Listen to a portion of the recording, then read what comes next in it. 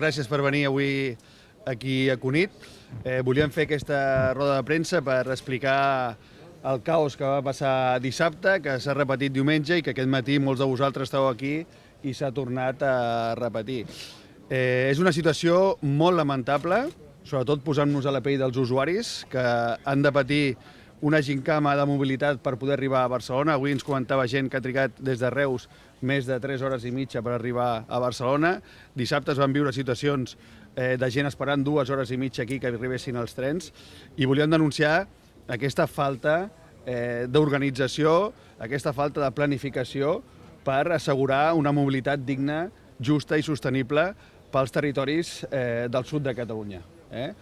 Aquí no ha vingut ningú del govern, no ha vingut ningú del Departament de Territori i ens han deixat a les mans de la bona gent que porta una jaqueta groga que informa la gent, que és la gent que va donar la cara el dissabte, que ha donat la cara aquests dies aquí, però lamentem que el govern de Catalunya aquí a Cunit no ha vingut i no ha donat explicacions a tots els usuaris d'aquí.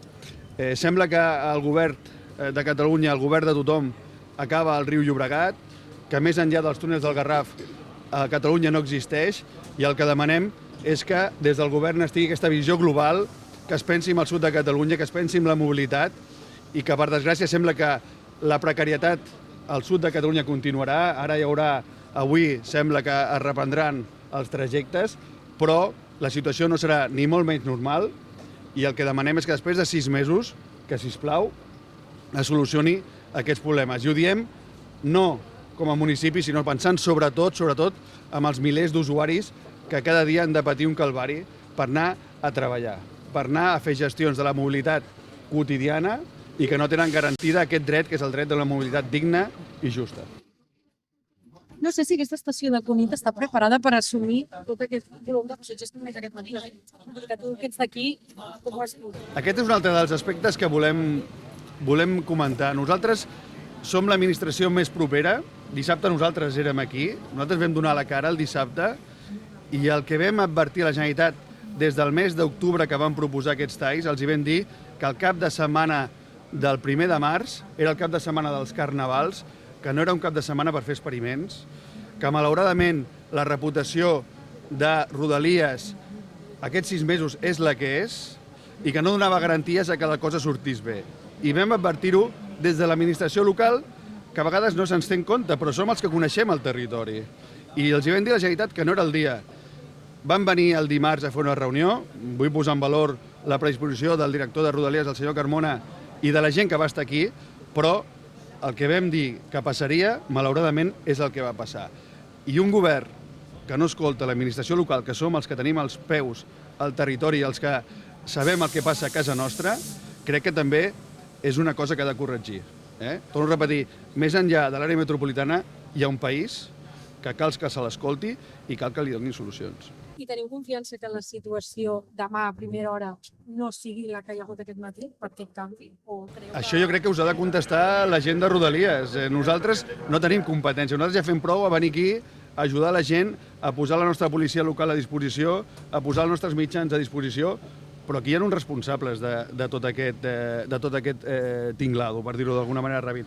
I aquests responsables són els que han de venir aquí, els que han de portar solucions i el que han de fer que la vida dels milers d'usuaris sigui més fàcil de lo que és, que malauradament porten molt temps patint aquests problemes.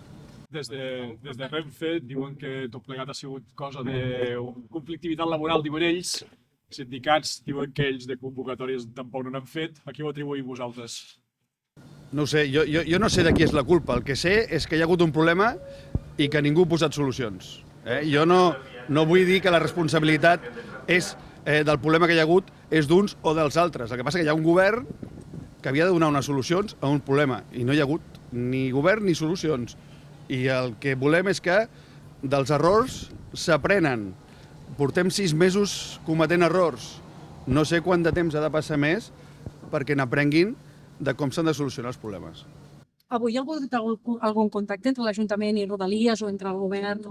Rodalies ens va posar amb nosaltres via l'alcaldessa, que va estar en contacte permanent amb Rodalies. Ens van agrair els mitjans que vam posar com a Ajuntament, però de moment jo espero que en breu el govern aparegui aquí a Cunit i dongui resposta a aquestes problemàtiques. En principi, la roda de premsa l'havíem de fer per aquesta desconnexió que hi haurà del Penedès, del conjunt del Penedès, de 500.000 de persones que no podran anar amb tren a Tarragona perquè precisament les obres que estan fent avui a Sant Vicenç és que els trens que vindran de Tarragona passaran per una via on no hi ha andana.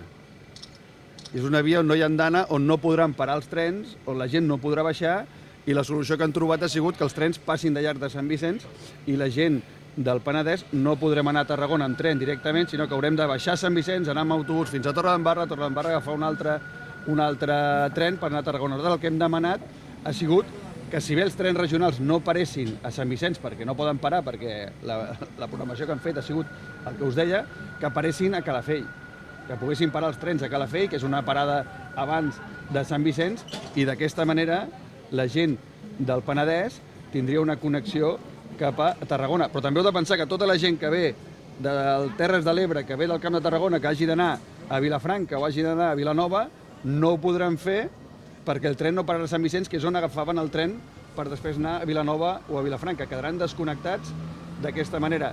Els hi vam dir, no ens han dit res. No ens han dit res i creiem que aquesta solució que ens han proposat doncs, és una miqueta més de lo mismo i que continuarà fins al 25 de maig segons tenen les seves previsions. És a dir, que això de que 6 mesos està sent tot una miqueta a pedaços, improvisacions, i al final tornem al mateix. Qui paga les conseqüències són els usuaris.